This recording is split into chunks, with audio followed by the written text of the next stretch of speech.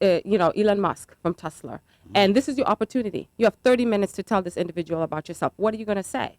A lot of times people don't think of themselves in that manner, but personal branding is really in a snapshot of 30 seconds. How can you tell me who you are?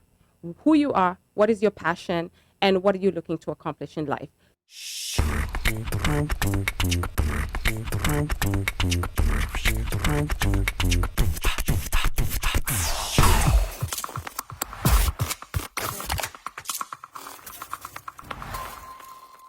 LAVERAH is actually the founder of All You Branding, which is a career mentorship and personal branding consultancy that actually helps individuals better position themselves to achieve long-term career goals. And like most of us, she immigrated to US as an adult and has had to work hard to establish her personal brand. Now, before we get onto the conversation tonight, LAVERAH, please give us a brief 1-minute background on who you are and maybe what led you to the founding of a career mentorship company. LAVERAH. Okay. So I came into the U.S. many years ago, like many of us as immigrants, trying to pursue that American dream. And I felt like I had a lot of unpolished skills, unpolished ways of positioning myself. And I was fortunate enough to meet a woman who mentored me and helped me use some of my weaknesses and shape them into strengths that enabled me to really dictate how I wanted people to see me. So realizing that I could make that change and seeing the impact that it had in my own personal life as well as my career was the catalyst to me deciding that if I was having this challenge and I felt pretty confident about how I was coming across, I only imagined how much of an influence it would make for other people if they actually had the coaching. Because for many of us, we just don't know how to position ourselves. And truly, that is one of the biggest challenges that we have as we present ourselves in public, is being able to be viewed how we want to be perceived. Okay, that's great to know. And I also want to welcome, like my co-hosts. We have DJ Omoshfire on my side, and we have Mike on the other side. Salimieni wasikilizaji, and then we can go DJ Omosh. Habari yenu. Hey, maze, all that English, I don't even know how to start, because I'm trying to position myself so that I can become the best that I can be over here. Okay. So, LAVERAH, you're in the right place, because some of us need positioning. Okay. All right, good. And later on, we are going to get to Mike, but we want to get started with the meat and bones of the conversation, LAVERAH. And as first-generation immigrants, we are still fairly green to the nuts and bolts of what's needed to be professionally successful in this society. Mm-hmm. Now, branding, for example, is something we tend to associate with products and not necessarily people, like a car, BMW, or Coca-Cola. So I want you to start by just breaking down the blind spots that we may have as immigrants or as Africans when it comes to the concept of personal branding. LAVERAH. Personal branding is essentially you shaping how you want to be perceived. So exactly what do you want people to think of you when they first meet you? So imagine yourself in an elevator.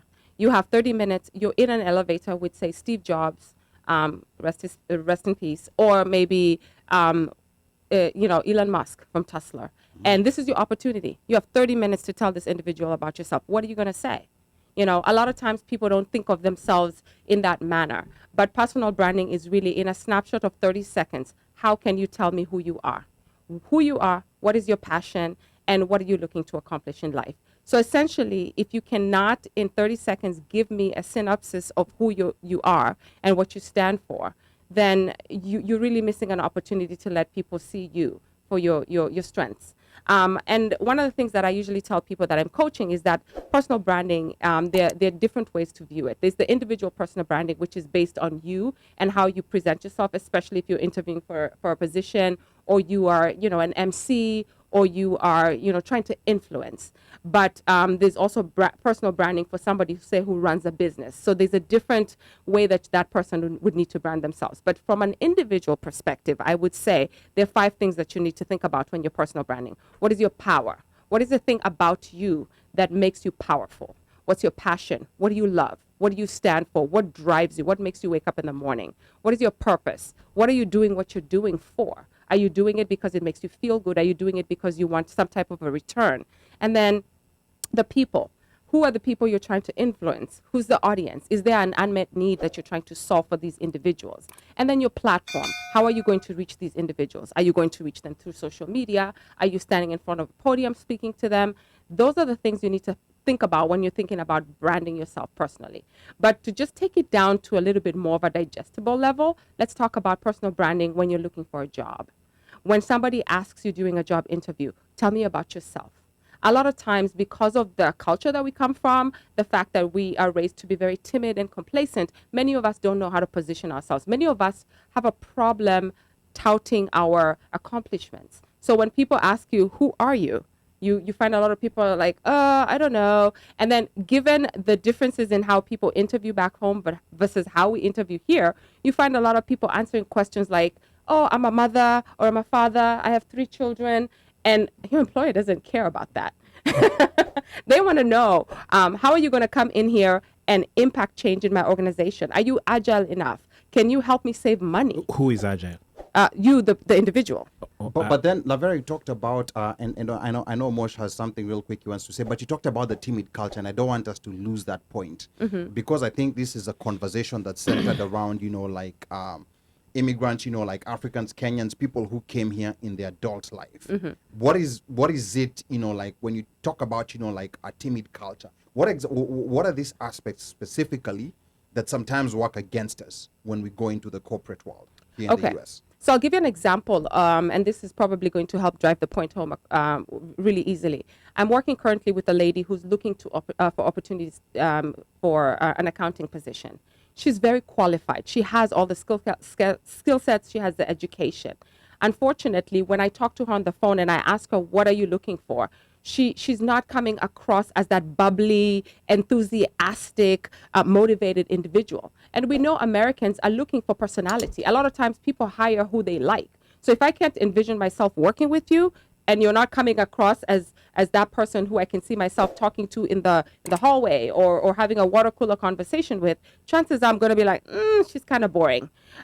So when we talk about our timid culture, one of the things that she said to me is like, in Kenya, we're not used to saying that. If you show up in an interview and you're all overly excited and happy, people are like, what is wrong with her? It could actually work against you. It works against you. Yeah. But here, that is something that people are looking for, because they're not just hiring the skill set, they're hiring for fit, organizational fit. Can you mingle with everybody else when it comes time for us to go out and hang out and you play the cornhole outside? Can you get down with everybody else and exhibit teamwork? So a lot of times we as a culture are not trained to do that. We're trained to be very timid. We're trained to stay in our lane. And sometimes you can still stay in your lane, but you can still let your personality and your personal brand shine as you're engaging with your colleagues. All right, you're tuned into the Politics Hour of the OneMic Show. We're actually talking to career coach LAVERAH OLUKUNE, who is the founder of Career Mentorship and Personal Branding Consultancy, All You Branding. Now, later in the hour, LAVERAH will be giving insight to people who arrived in the U.S. recently on how to set their foot professionally when they come to the U.S. So stay tuned for that. Omoshfire, you had something that you wanted to ask LAVERAH before we continue. She made mention of something. She said agile, and agile is I'm a techie, so I think it's a. Did you mean it from a tech perspective, or you just meant it in terms of agility? I meant it in terms of agility, because a lot of times when employers are looking for people to bring into their organization, they're looking for people who could easily adapt. Organizations are changing all the time. I mean, we've been through a crazy 2 years. Employers want to know, if one project dies and I have to, deploy you to another project, how comfortable are you in switching over? Some people get so married into one role, and their attitude then changes when they get shifted to something else. But your agility is really important, because it showcases your flexibility. Okay. And so when you're looking at your personal brand and employers are looking to hire, you want to exhibit that in your interview. You want to let people know that, hey, I can go with the flow, I can run where the business needs me, and I will hit the ground running and get the work done. Oh, excellent. Okay, that's good. And I don't know whether Mika has already joined us. I had him nungunikaring in the background. Yeah, so Mika, salimia, wasikilizaji na watazamaji, and talk to us about the sports segment. It's going to be very explosive tonight. What are we going to be talking about later in the sports segment? Mika Och. Meow. So, ladies and gentlemen, welcome to this edition of the OneMic Show. Happy hours up here. So today's post is just to talk about little things that happened in England the other day. We're going to see if there is systematic racism that is being used in the punishment of Zuma, who was involved in a domestic squabble with his cat. So we're going to discuss about that, see what the consequences are. Domestic squabble, really, dude? This guy is not serious. And then we're also going to discuss about a certain football game that will be curtain raising and closing the curtains of a hip hop performance in LA. So keep it tight. Wow. Okay. Today is on fire. Yeah, today it's gonna be fire. Yeah, you I know, think he's so- on fire today because even his descriptions, I think he must have used better English. Or there was that other one called Objective in English. Maybe it was first aid of English. Okay. Anyway, let's get back to Maybe the. I just got inspiration from coaching, from career coaching. Mika, that's a good one, man. I will All say right. it again. All right. He's trying to self-brand. All right. Yes. Okay. He's being agile. All right. Let's get back to the conversation, and we want to get back to Lavera. You know, like, and now, when it comes to actual the process of maybe job preparedness and interviews, what are some of the aspects within our, you know, African to immigrant backgrounds that limit us from getting positions that we want, the salaries that we want, and also the raises that we want? Lavera. Okay, that's a three-pronged question. So salaries, I'm going to write this down. Salaries, positions, and raises, you know, because Okay. they're all, I think they're all, you know, like related to each other, one way Okay. or another. Okay, so you've been interviewing, you've been hired, or rather you've been offered the position. A lot of the mistakes that we make is we take that very first offer.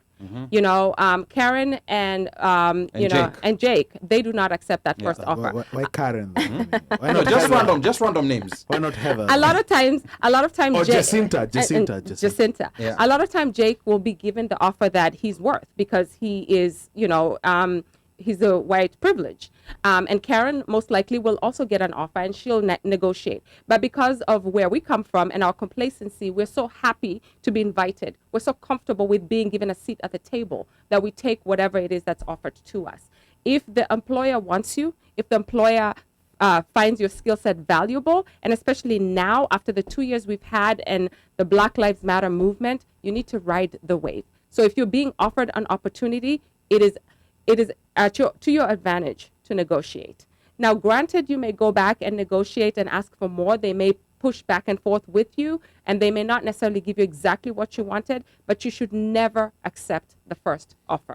The thing, I think part of the reason why sometimes people don't go back to negotiate is that there's a fear that if I ask for a very high amount, they may take back their offer.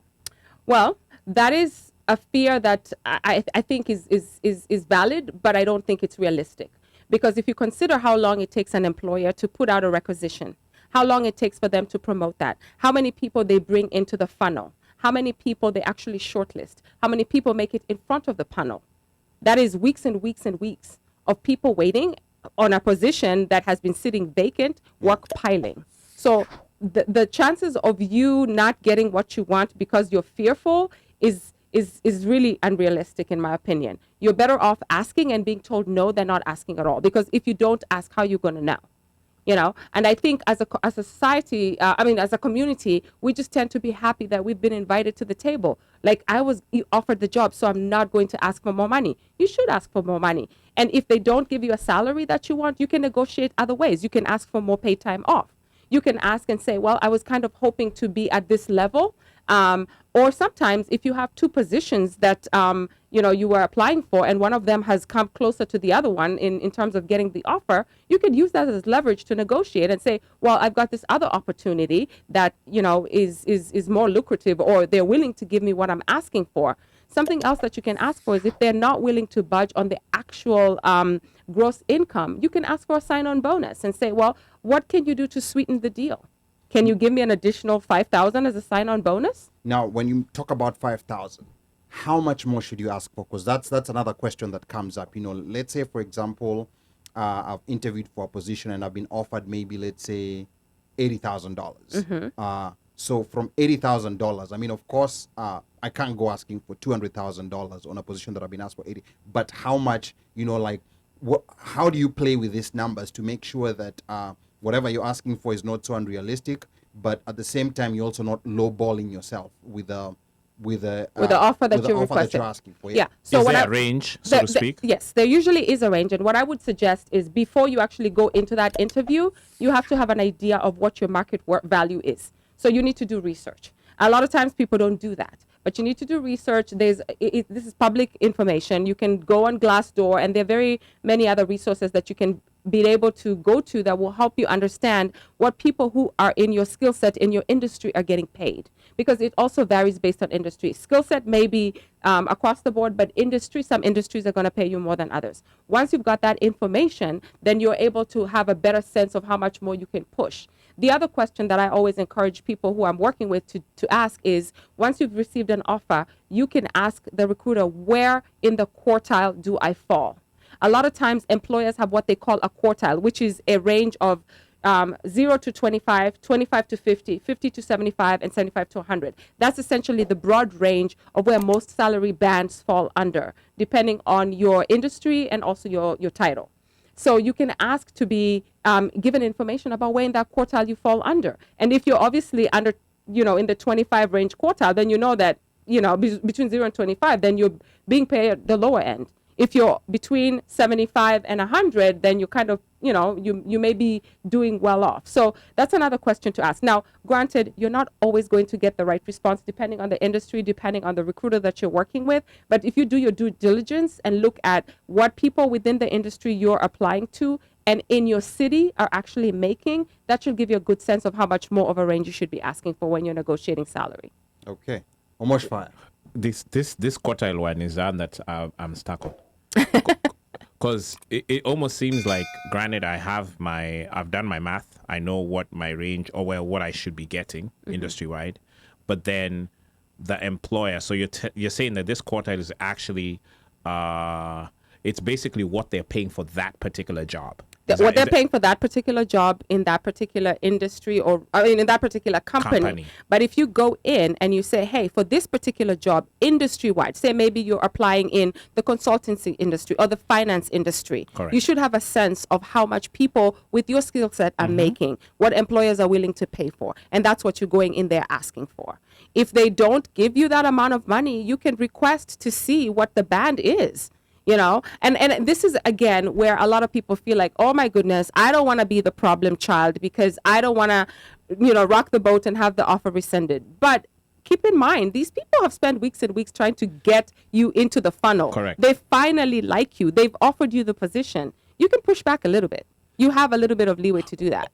Okay, so you're trying to tell me that I need to know this quartile so at what point am I trying to get this information? Am I getting this information from Jump, or am I getting it at interview 2, 3?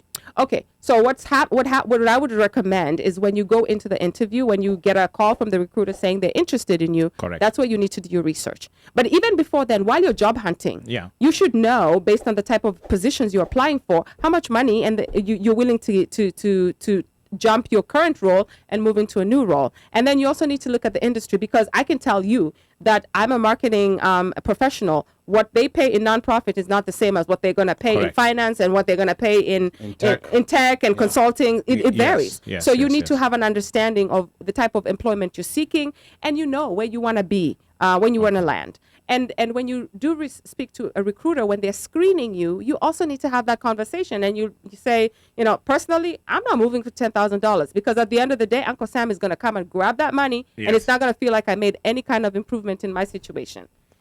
So if you know your situation, then you say to the recruiter, how can you sweeten the deal?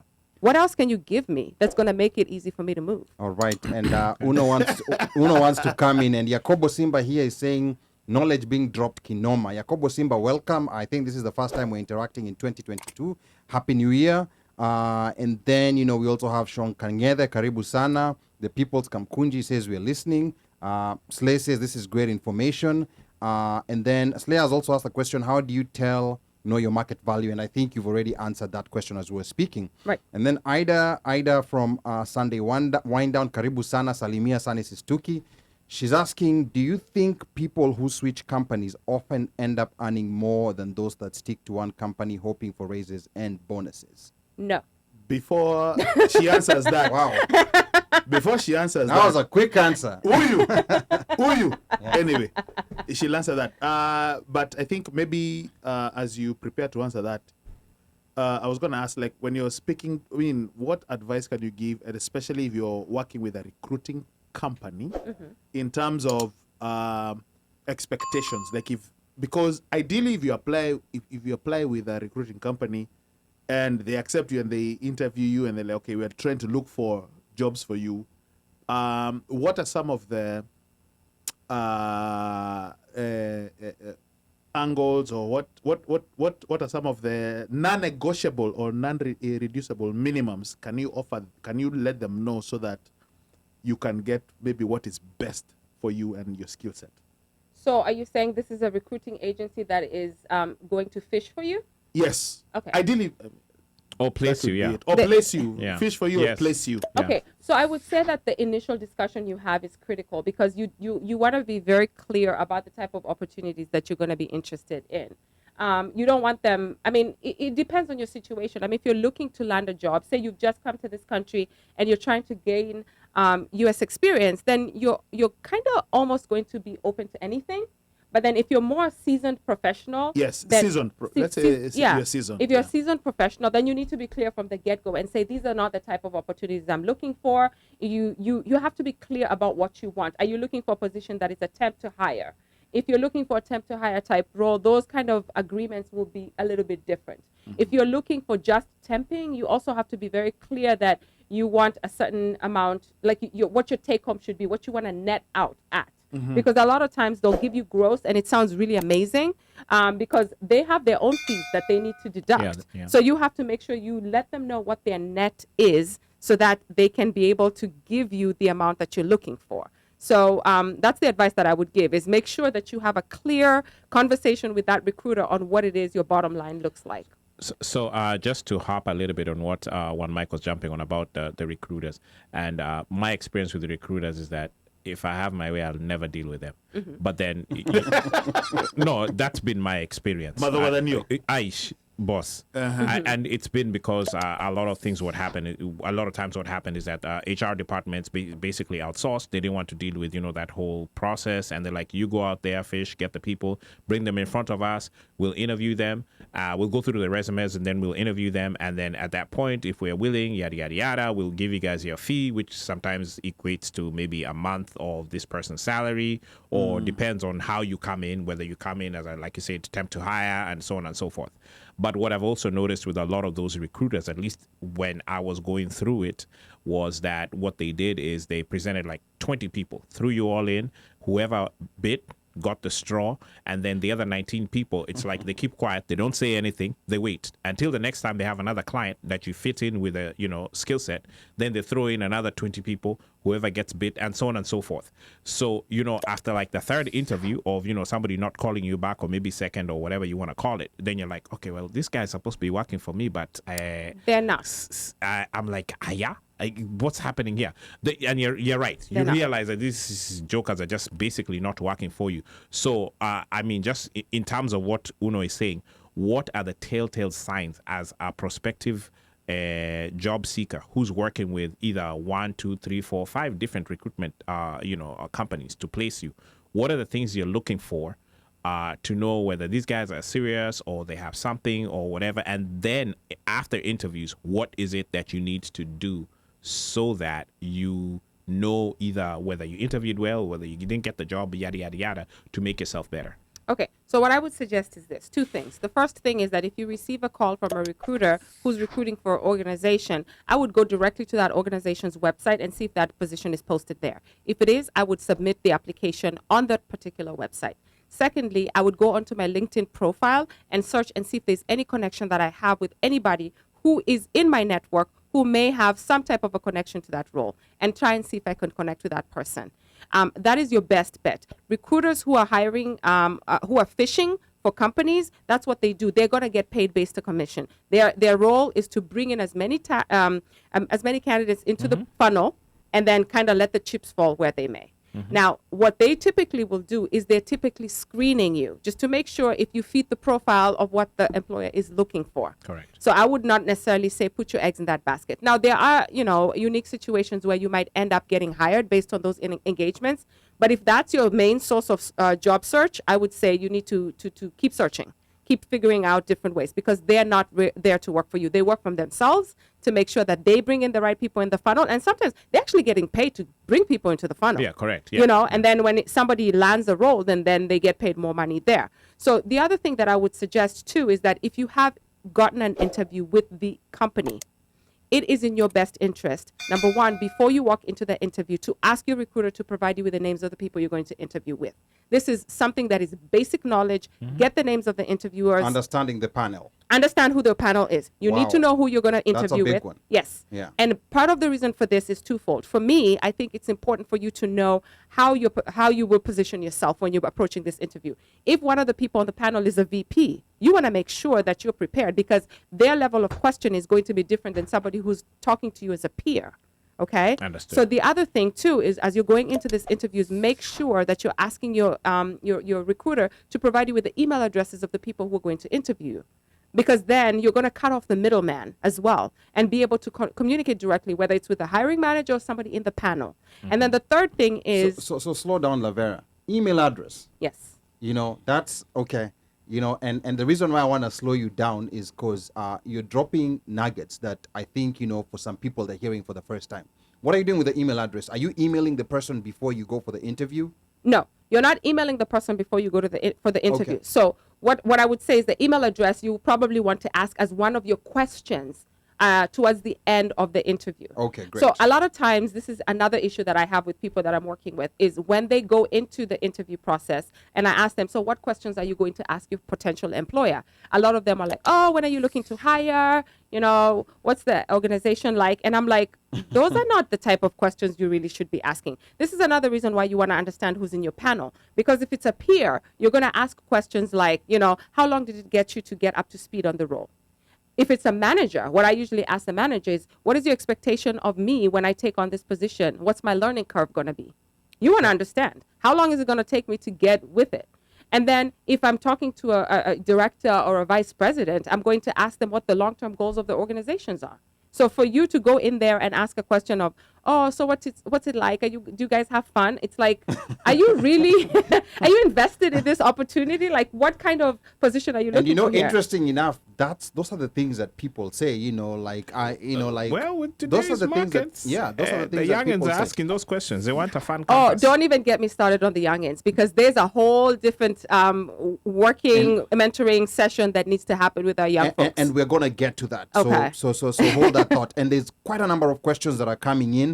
There's one question that Slay is asking, but before we get to Slay's question, I think we have a caller. Is he still there? Yes, he is. Okay, I think we have a caller. 0574. All right, caller, line is yours. Tell us who you are and where you're calling from. Bandio. Oh, super producer Bandio. All right, what's your question to Lavera tonight? So before the question, first, I just want to thank her for the information that she's given out. This is very, very important for so many people, especially now. So my question is there such a thing as a body language branding? And the reason I'm asking this is because I'm part of the hiring team, my company, which is manufacturing for aerospace. And before we sit down for the interview, I am tasked to take people to the tour in the shop and show them almost everything and the process and what we do, why we do, the importance and everything. But on top of that, when we do calibration, the things, one of the first questions that always come after that is like, how did this person react in the shop? Was he or she overwhelmed?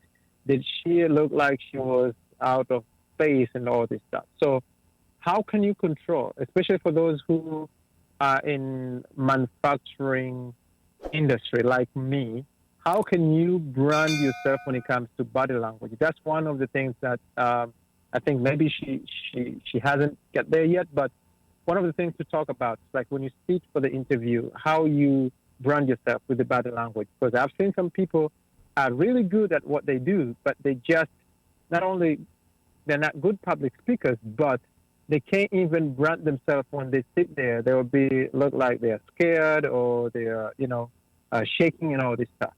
So is there such a thing as body language branding? And what would be your advice to people who are going to the interview? How can they handle themselves, especially when it comes to body language? And in addition to that question that Bubelo is asking, like when we had a conversation with you off before this interview, you mentioned, like personality and likability being very key, like to being hired Yes. over your actual skill or what you can actually Yes. do. So talk to us about that, and of course what Mobelo asked. Okay, so one thing to note is that a lot of times when you go to an interview, it's subjective.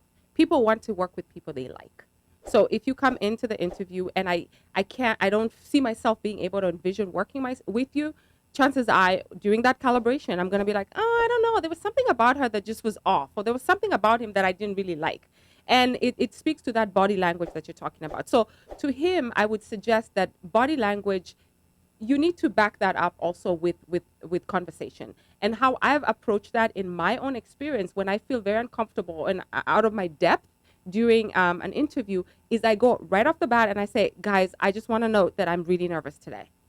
You're already giving yourself that grace that if I mess up, it's because I'm nervous. And it's a human emotion. It's a human reaction that everybody's going to be nervous. And so a lot of times people feel like that's going to be a ding against you. But in my view, in my opinion, and my advice is that is you just humanizing the whole experience. You're in a situation that is nerve-wracking and you're letting everybody know that I'm a little bit nervous today. So I would say to the caller that that's something that they can speak to by saying, I've not been in this environment before, or I never had the opportunity in my previous role to be in an environment like this. So I'm a little bit nervous.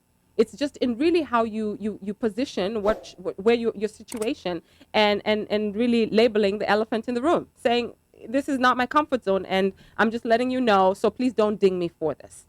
Hopefully that helps answer your question. Okay, Bandio, does that answer your question? He's nervous. Yes. Okay, asante sana. It does, and I think, as you say, sometimes it's very important because I've seen that. I've just interviewed like 5 people this week. I was part of the team interviewing, and almost everything that she said is true. Sometimes it's good for you to be upfront and say that, okay, this is what's going on. And the other thing that I use on a regular basis is a lot of times, especially if I've had to interview with senior leadership folks, and they ask me about something that I absolutely have no experience in. There's nothing wrong with you saying, unfortunately, I've never, my previous role did not, afford me the opportunity to do that, or my skills have not been stretched in that way because of the limitations of my previous role. However, I'm willing to learn.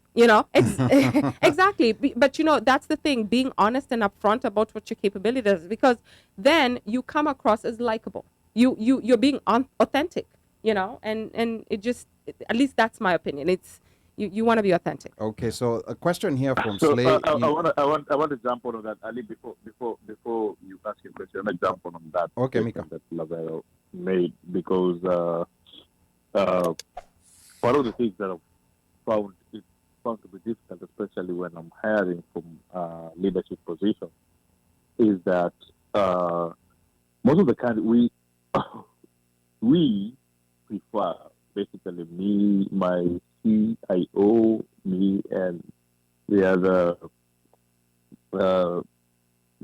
people who are at the same level as me. We prefer, when we're hiring for leadership positions, usually to do it from within the company, or if it's not from within the company, we'll do it from outside the company, but we try to bring in somebody who is inexperienced, like they're a leader in their work, but they've not been managers or leaders anywhere, because we just like to have a certain culture within the organization that we like it being a trickle down. So we think that we usually see that we have more success if you're bringing somebody from outside. That person should not have had a managerial position, or let's say a lead position somewhere else, because they will come with the ideologies of that side and bring them here, and maybe they'll not be a good fit for a company. I know, Lavera, you say that somebody who's not been, who's not had such a position can say that they're willing to learn and that, but how else would you advise somebody who they've been very good at their level, they've been excellent performers. They just didn't growth where they were. They are moving to another company. They're looking after growth, and here there is an opportunity for that. And you have to wow these people and just show them how they want to do it.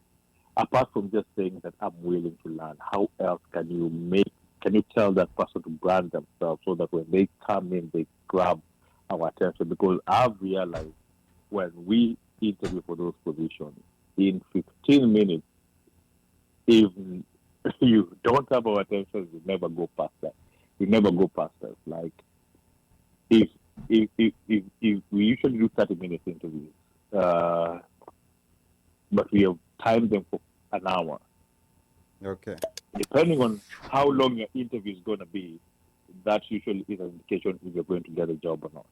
So how would you advise somebody to brand themselves for that person? Because we have so many nice young people who are ready to step up to the extra level, but most of them lack getting that those leadership positions just by the mere fact of how they present themselves to themselves. Okay. All right.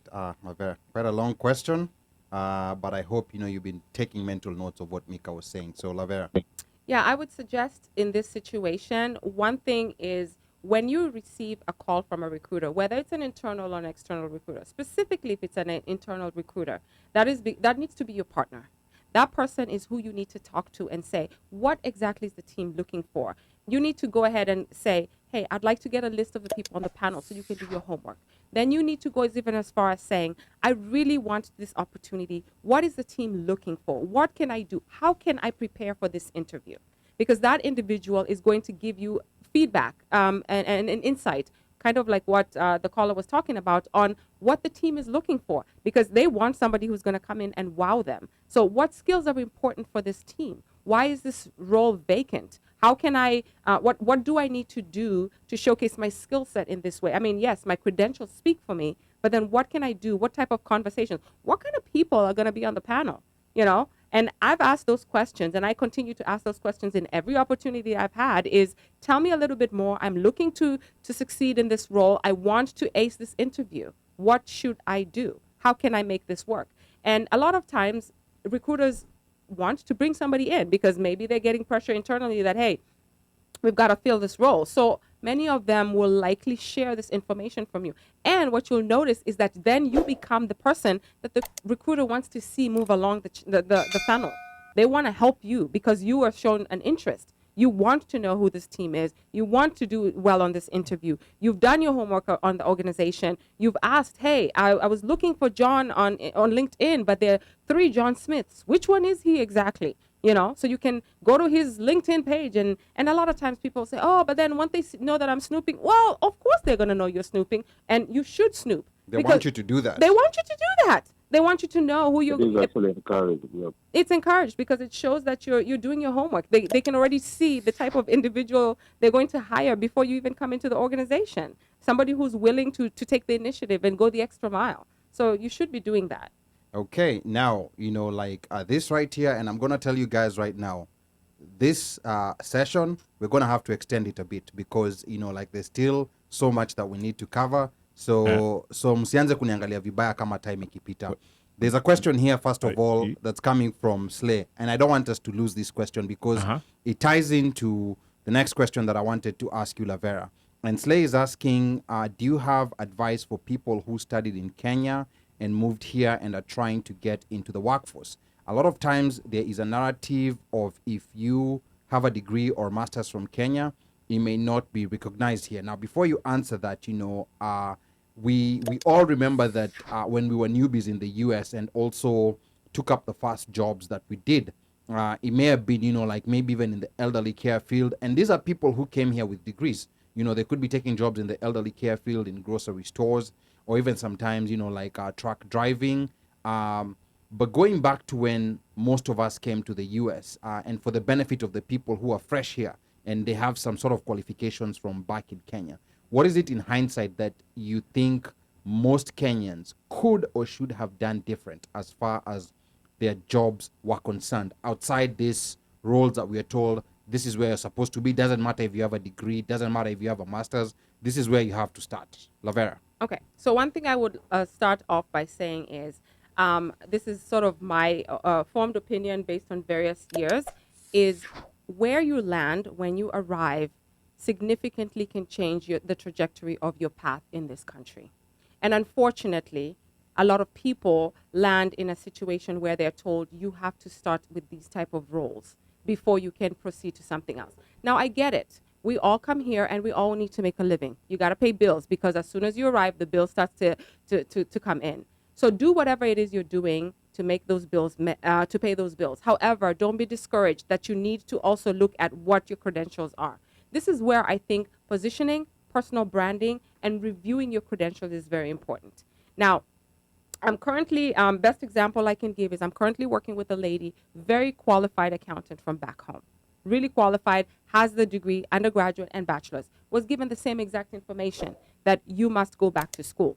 Now, going back to school and getting a whole new degree in accounting here versus an accounting degree in Kenya, I'm not sure exactly what you're benefiting from that. Now, if you're telling me she needs to go in for continuing education, maybe get certifications that are relevant to the work that's done here, that's a whole different discussion. That's maybe 3, 4, 5 months, and then she gets a certification. So, in my opinion, no. Depending on the industry that you're in, you may not need to go back to school entirely. Now, if you're coming in to do law, maybe you're coming in as a nurse, an RN, you may need to do some exams, you may need to go in and do some continuing education. But if you're an accountant, balancing books here and balancing books home, it's the freaking same thing, right?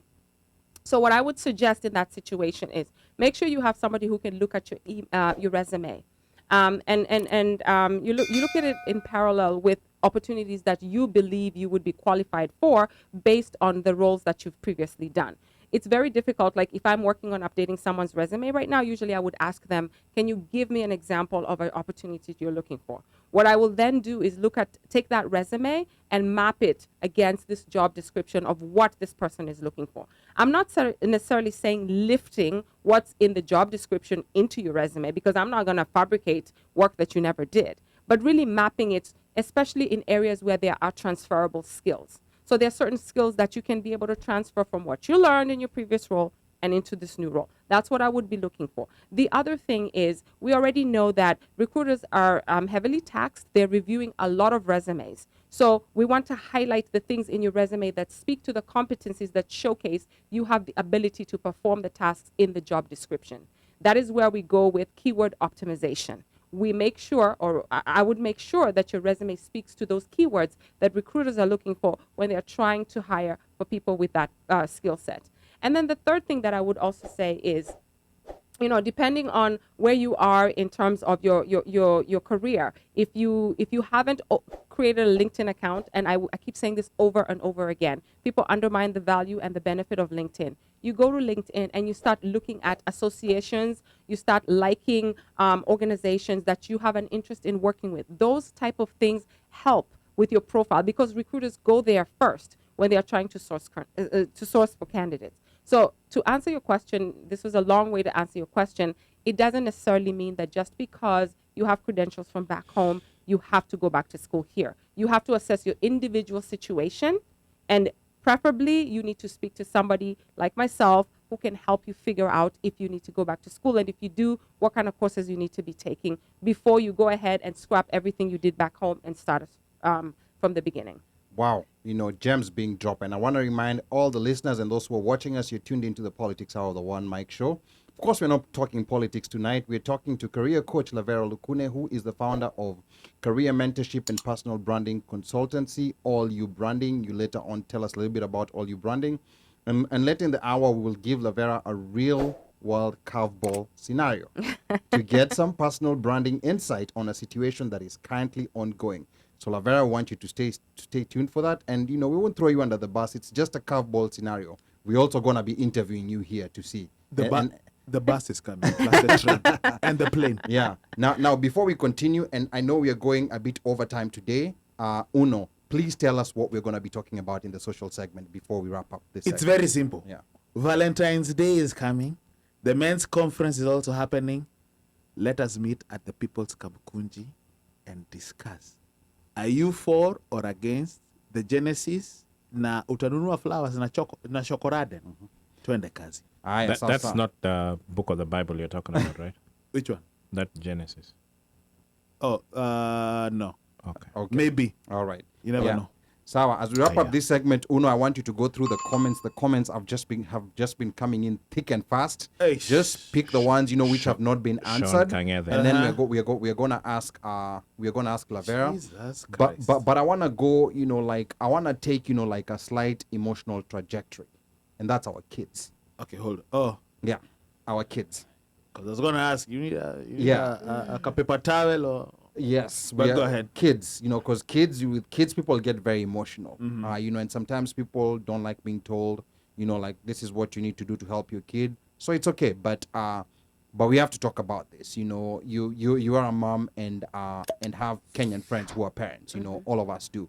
Now, from your observation on how we raise our children in this dual cultural environment, where they have to be Kenyan at home and they have to be American outside. What are some critical aspects that immigrant parents may be blind to when it comes to developing social skills and creating future opportunities for their kids? Double. Oh, sorry, my bad. So I think that question it's twofold. The first thing is, especially for parents who are spending a lot of time working. A lot of times people are chasing that double, triple shift, and they're forgetting that they have children at home. And those children are not necessarily being guided into understanding what it's going to take for them to go into corporate America, because we're raising them here. We're raising them here to go and battle with the kids of Karen and Jake, Yeah, right? I But the know. kids of And Karen Heather. and Heather, exactly. And the kids of Karen and Jake and Heather, well, they're doing internships while they're being trained to start going after what is rightfully theirs, because they're entitled at a very early age. But you're busy working extensive hours, and I'm not knocking those people, but I'm just saying, make sure that as you're doing that, you're also positioning your children in areas where that they can succeed. So if there are any internships or programs that you can start enrolling your kids in at an early age, you need to do so. The other point that I wanted to raise about this is our kids are also being raised in an era of technology. So those social skills that we learned, looking people in the face, responding to emails in appropriate language, being courteous, they're missing all of that because they're on their phone. So one of the other things that I tend to do, especially when I'm mentoring young children, is help them identify where they need to work on those skills. And there's nothing as valuable as getting an internship if you are in high school or in college. Now, I know many people will say, okay, my child is working, they're bagging groceries at the local supermarket at Giant or wherever it Helping is. pay bills. Yeah, they have helping pay bills, and that's all good. But then there are internships that are available also for your high schooler as well as your college student that will allow them to make the money. But most importantly, give them the skills that they need so that when they're ready to go into the workplace, that learning curve isn't so big. So I just think that as a community, we need to be thinking about that. So while you are going to work and making the money to pay the bills for your children, make sure that you're also thinking about your children and the skills that they need to be getting. Because let's be honest, our school systems are not providing all of that. They're doing the bare minimum, and our kids are still going to have to fight for their own positions with the Jakes and the Heathers and the Karen's children. Okay. All right. Uno, is there, like any questions that you're seeing, like repeating themselves? Now, or- let yeah. me just to support what she was saying. Jacobo Simba says over here, I would say interning and volunteering Yep. to add the appropriate, in parentheses, US-based experience for your resume goes a long way. Perfect. But let me throw a few. My goodness me. Yeah. And I think she may have answered this. Maybe not. How does one overcome bias during an interview, e.g., gender and race? Keep that posted. Note that down. Paul Okwam This says is over here. not a valid menu option. Okay. Sorry about that. Paul Okwam says, and I think he was addressing body language. Body language is a bigger deal, especially when you are in a panel. They are watching every positions on arms and feet, body twitches, etc. Eye contact for a person who is recently from Africa is not a thing, but here it is an indicator of candor. Obviously, That's a the good more one. competitive the position, the more they look into it. I think this deserves more insight. Exactly. I agree to that. And I actually think right now, with interviewing virtually. Yes, It's virtual even interviews. virtual interviews. It's taken the whole body language aspect into a whole new level because you have now smaller landscape to work with. Unlike before, where you could sit in a panel and sit in a desk and you can kind of slump your shoulders a little bit, relax, and feel a little bit at ease. Right now, you have 4 or 5 people looking at you in this one small screen. So it's become a challenge. Now, and I think Washeke over here says, you know, and I think this was based on the question talking about gender and nationality. She says, you know, Washeke says, I have faced this before. And the only reason I got the role is because the hiring manager insisted on talking to me, despite negative reviews from the recruiter. I later learned that the recruiter had biases based on race and nationality. Because this was going to be one of my questions, you know, like you're from Kenya, Cameroon, Nigeria, it doesn't matter, but you're African. And now you're interviewing for a position, let's say, with a prospective company here. And they probably never have, or even if they have, well, they've probably never had, they've never interviewed maybe an African or somebody with African roots, with roots, but you qualify. And again, it's still one of those, it's a learning curve, it's a learning process. And what would you advise? If, let's say, for example, Ali has come today, my friend, and he's looking for a job, he's a qualified accountant, CP3, accountant 3 or whatever. Even if it's not me interviewing, but somebody, a relative that has come, foreign, what would you advise them? Or what would you advise me to tell Ali to expect? Well, in terms of even, you know, hardships, because you see, you know, you're talking about body language here. Sometimes, you know, coming from Africa, you have an accent. Yeah. Your accent. Let us just say, you know what? Let's call it what it is. Your accent. Your accent. Use of words. Okay. Yeah, the Kenyan one is a bit softer. There's Yes. some stronger accents. Najao, and you know, see our In African, Kenya, we don't really have a language problem. Lavera. see our Kenyan ladies love Nigerian men for, So for Valentine's. But go ahead, go ahead. you're probably not going to like this response, but there's only so much you can do, and that's just the reality. Even for myself, going into interviews, being a black woman, being very confident, having no hair. I've experienced those type of biases where people look at me and they're like, "Ooh, she's very threatening," you know, and we don't want that type of person in our environment. So you just wear a wig when you go for the interview. Well, that doesn't always work out good for everybody. Okay. Because even now, it's a double-edged sword. It could be a double, yeah. And Or you might And you find see the those person are who doesn't things- like wigs. And you see, those are things that men also don't understand. Yeah. You know, like that women have to deal with when they're going Yes. for interviews. Lavera. Yeah. So what I'm saying is that there are certain things that you can control and there are other things that you just cannot control. So I would say in terms of preparedness, you just have to go and be prepared in the best way possible. Showcase your skill set, showcase your expertise. Leverage your recruiter as the person who you can ask questions about the structure of the team, the structure of the organization. And ultimately, if you don't get the job, it really wasn't meant for you to begin with. All right. But then one of the things while we're on that subject that I can address now is that we're in an era right now that the past 2 years with all this Black Lives movements, there have been a lot of organizations that now are trying to walk the walk. Many of them were talking the talk and just writing a check and sending it over and saying, we support Black movements. We're against Black discrimination. But some companies are right now actually taking the extra mile and walking the walk. So if you've been in the past, felt intimidated or worried about working for certain organizations, it's a good opportunity now because they really are looking for diversity in their organizations and they're looking for diverse candidates. So I would say that this would be a good time for you to start looking for a job and ride this wave for as long as it takes because we know it's not going to last. Now, Trish says over here, and I guess this is in regards to biases and stuff. Tap into your soft skills that are universal Oh, yes. and transferable, then pivot. And then Paul Okwam says, the reality is the same all over. Once you get here, you do what you have to do for work, but get into school. Community college is a good way to start. It'll hurt your pride but it's the quickest way to get into any field. This thing is just readjusting itself.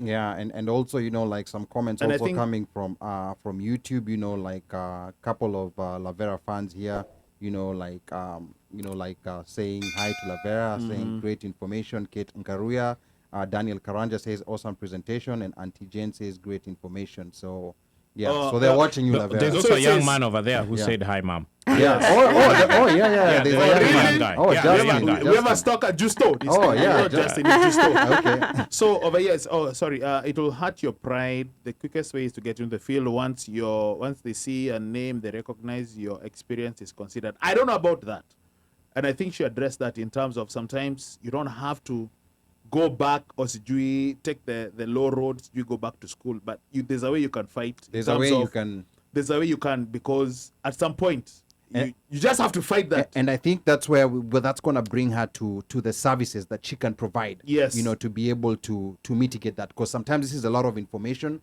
especially for someone who's new here. You know, a shortcut will be contacting Lavera, and she'll be giving her her contact information. details later. So Uno. Jacobo says, good point. We also have to sell it as it is. Some training is significantly different. I need explanation on that. On the immigration and parenting thing, not so clear. Acculturation differences make it harder for the parents to understand the leverage, the US-based, to understand the leverage. To understand and Leverage. To And understand leverage the and leverage the US-based. US-based. Bias. You cannot control hiring personnel's implicit bias. That is true. Is it Yeah. okay if we roll with this discussion and cut in on the men's conference discussion? That's from Pablo. Okay. So Eh, I'll leave it Pablo, at that. please. that's controversial. That's controversial. But now, you know, like as we try to wrap up, you know, so that Yes. because there are people waiting for the men's conference discussion. Yes. Yeah. So there is one thing that I wanted to And maybe share. there's If branding over there. If I may, Yeah. one thing that I want to share, Sure. if I may. Okay, so one of the things that I think we're also lacking as a community is our ability to realize the value of mentoring, career mentoring and coaching. So you've landed the job. You're now in the organization. You need to make sure that there are two types of coaching, career coaching and mentoring that you need. The first one is once you've landed in an organization, you've kind of figured out the lay of the land, you need to identify or partner with somebody within the organization who may be able to be your champion. Somebody who can help you navigate through the politics, somebody who can help you gain the visibility that you need. And that person may not always be your manager or may not always be a peer. It could be anybody within the organization who you've developed a rapport with who can help you figure out how to go up in the ladder if that is your goal within the organization. And the other thing is also to have an external mentor, because external mentors are also going to help you because they're not biased. They don't know the innings of what you're dealing with on a day-to-day basis. And those people can also help you ensure that you're still, you know, on the trajectory to meeting your long-term goals. The conversation that you and I had the other day where I mentioned that the way that I view career coaching and mentoring is a lot of people want to get career coached or mentored when they're in trouble, crisis, when yeah. they're in a crisis. firefighting. Exactly, firefighting. And I just think it's something that's not really realistic for you to have it as a reactive tool. It's a resource that should be there for you at any given time, and it should be part of your overall career journey. You should always have a mentor because these people will keep you accountable. These people will keep you prepared for if you're looking to make a new transition. They can help prep you for your interviews. And if you have a little bit of, if you don't know the direction of how to get in touch with a career coach or a mentor, I can offer some advice on things to look for. Coaches and mentors are everywhere around you. It doesn't always have to be somebody who's in your profession or in your field. It's just somebody who you trust, somebody who has values that you are aligned with, somebody who you feel that you can be very upfront and honest with, but this person can help you. So just like I said the other day as well, it's just like therapy. I've not met anybody who's not benefited from therapy, whether they're in crisis or not. Just like career coaching and mentoring, everybody should have one because it just benefits you.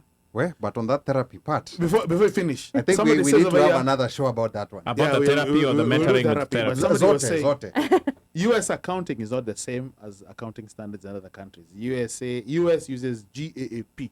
The rest of the world uses IFRD or Eh? IFRS. Now this are, Again, Yeah, now these are the so- things. This is the reason why Lavera has to come back. Yes, we have to because figure she when has to- to The address. who? Boss, accounting standards. These ones are not. The for me. world uses one thing. Yeah. The U.S. uses another. Yow. Which is why I caveated my point by saying, depending on the industry and the profession, you may or may not need to go back to school. But still, there is no need to really go back to school. I don't think there's a need for you to, if you have a degree in accounting or a master's degree, an MBA in finance, there's no need for you to go back to school. No matter you, what. You may need continuing education, which is different. Let me give a quick secret here, and I hope, like those people who recruited me at that time don't know. I've done an accounting job in the US. I've never had any training in accounting. Yeah. Never had any training in accounting. I mean, it was a long time ago. I was still fairly new. It was accounts receivable, accounts payable. But accounts receivable, you don't need to, Nini. But that's right. But a lot of Because people don't know that. all you're doing is invoicing. But a lot of people it's don't know that. invoices, I had payouts, never and been Nini, trained yeah, anyway in you account, don't. but I just found someone who liked me within the organization. Yeah. And they just told me, So- if you can do this, So and this, you can learn this on the job. So it is being said the only savior is having an international certification. Okay. All right. So that's, Hey, I am not an accountant. I know nothing about accounting. I'm not saying that she does. I'm not an accountant Yes, either. but- But what but I she do knows. know is that when I work with the client who has an interest in a specific industry, I go back and do my research. I do my research and I come back and I provide the recommendation based on what I think they need to do based on their situation. So there are some situations, like I said, where you may need to go back to school, but there's some like a master's degree, an MBA in finance. Good Lord, why would you want to come back and do that again here? Exactly. Now, as we wrap up, Yes. like Lavera has to come back again, but as we wrap up, we can't let you go without throwing a somewhat friendly curveball. It's friendly. Okay. This is the people's Kamkunji. Oh, boy. So I hope you're ready for it. You're throwing a ball. It's just a curveball. I know you don't understand these things, but it's okay. You're gonna get it once we're done with the I process. might need a mentor in this studio. Well, bro, Skiza. Oh, This is Baltimore Orioles. Sorry. Anyway, Never let's go back to the curveball. Now this is Commanders. I mean, of course, this was the politics hour. Yes. We took a break from politics Yes. today, but this is political season in Kenya with an upcoming election in August. And don't worry, Lavera, I'm not going to ask you for a favorite horse in the race. I promise that. or what party you belong to. Because Yeah. honestly, I wouldn't be able to tell you. Yeah, don't worry. That's not what I'm going to ask. We know where you come from. That's- DVD. Ngojeni, chill out. Sorry. Guys, chill. For Kenya. Oh, Sorry. Now, the election body IEBC just concluded a voter registration exercise for Kenyans living in the US. I'm sure you heard about that. Yes. Now, outside the lack of proper communication, very few Kenyans showed up to register. Now, one of the many reasons were given included, distance maybe from the embassies and consulates, and maybe even a lack of interest in Kenyan politics. Are we still together there? Okay. So from a branding perspective, what do you think from your personal experience is turning off diaspora Kenyans from Kenyan politics and politicians? This is just a personal view, just from, the little following that you do and maybe what you know. What do you think is turning off, especially Kenyans who live here? What's happening? And just to provide context, Lavera has been very, very vocal and has always been very instrumental in and civic participation. civic participation, especially when it comes to Kenyan to participate in stuff pertaining to Kenyans in the diaspora to get involved politically. Yeah, okay. So, Hiya. Lavera. So I think from Oh, a yes. branding perspective, I don't think the reputation of the Kenyan embassy is perceived positively by a lot of Kenyans.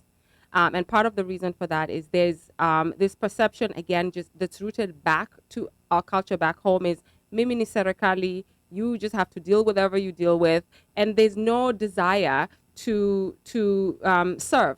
There's no desire to serve the Kenyan public. So when there are complaints, are they addressed in a timely manner?